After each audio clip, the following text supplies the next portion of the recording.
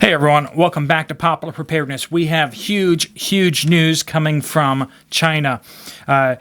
Their worst wheat harvest ever. Estimates of losing 50% of their winter wheat harvest have just started to get worse. We are starting to hear that even the winter wheat that has grown, farmers are now over there starting to cut that wheat down as hay, right? So instead of waiting for it to mature to turn into wheat that we can turn into bread for human consumption, they are cutting it down as wheat, considering it a loss, and they're selling it as hay, and that's going to be just for animal feed. So, what does that mean? Well, China is the number one producer of wheat in the world. Yeah, I know it's a surprising thing to hear that, but they just have so many darn people over there that they need to feed them somehow, and wheat is the way that they do that. They are the number one producer of wheat in the world. Now, they don't export any of it because they consume all of it. But if they don't grow enough wheat for themselves, they're going to have to order and purchase more, which they've already been doing en masse, but this may put even more strain on the international wheat markets. So we were already hearing projections of them losing 50% of their winter wheat harvest. And we are now seeing that images are coming out of China of farmers that have given up on their harvest and are cutting it down. Bloomberg is very worried about this. They, of course, watch the markets significantly, and they are saying that, according to their sources, that the Chinese Central Agricultural Ministry is very concerned and is starting to investigate if there are criminal things happening here, that people are illegally damaging or cutting their wheat too early. Because remember, in a society like that, the government owns everything. And if you are doing what you ought not to be doing, like harvesting your wheat too early, this is criminal. So once again, why are they having these issues?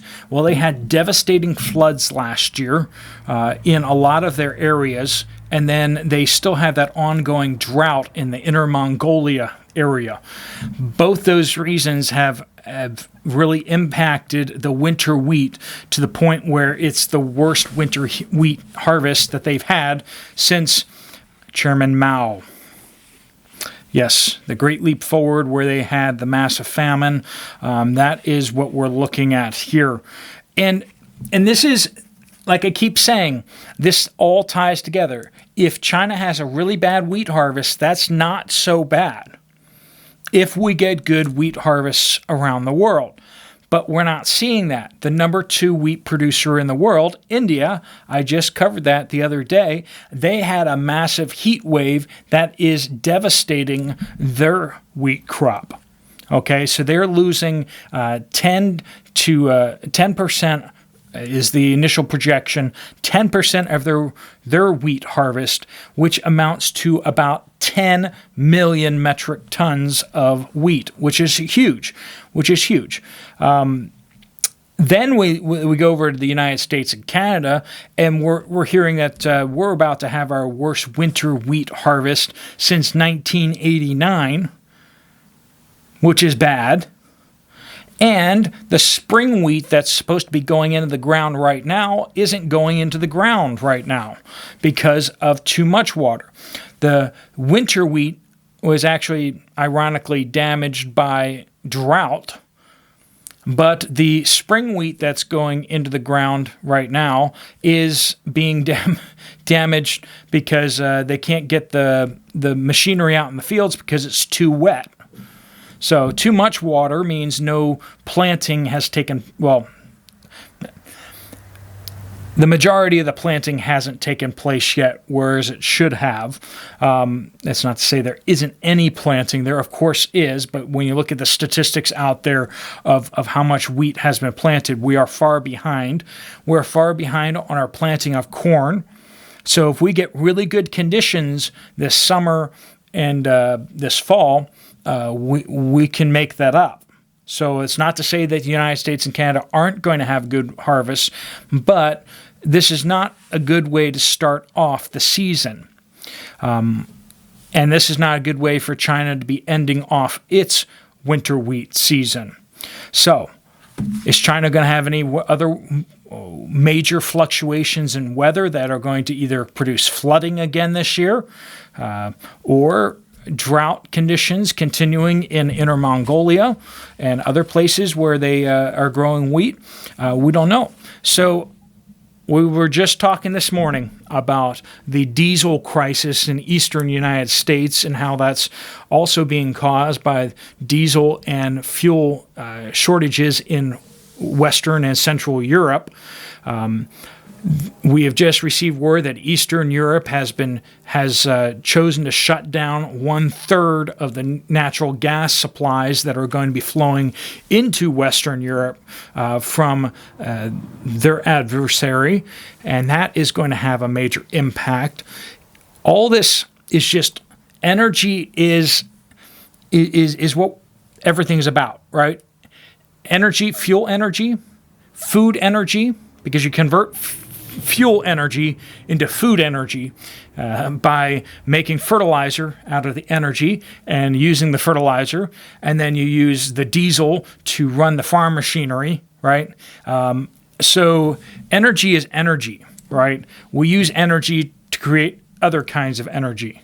You don't build a electric car and it runs on sunshine and unicorn farts, right? It runs on something. I mean, you're burning coal over at the power plant. You're using nuclear energy to produce energy. That's what powers the car. But where does the lithium batteries come from? All the mining that takes place, they don't use electric Tesla machines to harvest all that lithium. All that's coming from diesel. That's coming from. There's a lot of petrochemicals that go into the production of an electric car. And then there's a lot of petrochemicals that are used to power that electric car, but you're not supposed to know that, and you're not supposed to ask questions about that. So we're seeing major energy shortages, and we're seeing that developing into major food shortages. Some of the biggest farmers down south in the Brazil and Argentina areas are saying that they're not using nearly as much fertilizer this year. That's going to impact yields as well. Folks, you need to be stocking up. You need to be stocking up food for yourselves. You're not crazy. It doesn't look so bad when you go to the store shelves right now, but I can't tell you how many orders I've had canceled from Wally World in the last week. I put in a whole bunch of orders, and a few things came. But I've gotten just one, this order canceled, this order canceled, this order canceled, this order canceled. I had ordered some fantastic canning jars, and I was very excited to get some more canning jars for a great price. Of course, those got canceled. Stuff's getting canceled out there, folks, because they're trying to keep the illusion alive as long as they can, and you need to stop looking behind the curtain to see what's going on, because the Wizard of Oz back there isn't really keeping it together, okay? When you look at the warehouses, when you look at what's going on in the trucking industry, when you look at what's happening off the coast of California, when you look at the shutdowns, the massive shutdowns over in China, this is just huge. So we're not even talking about the major shutdowns for the cough over there impacting the Chinese things. China is actually, their farms are being impacted by the fact that their weather did not agree with them this past year.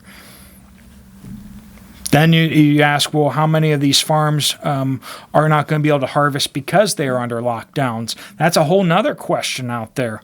That's not even being projected yet. We don't know. How many of those farms and fields are not going to be sown this year? How many of them are not being worked this year because of lockdowns?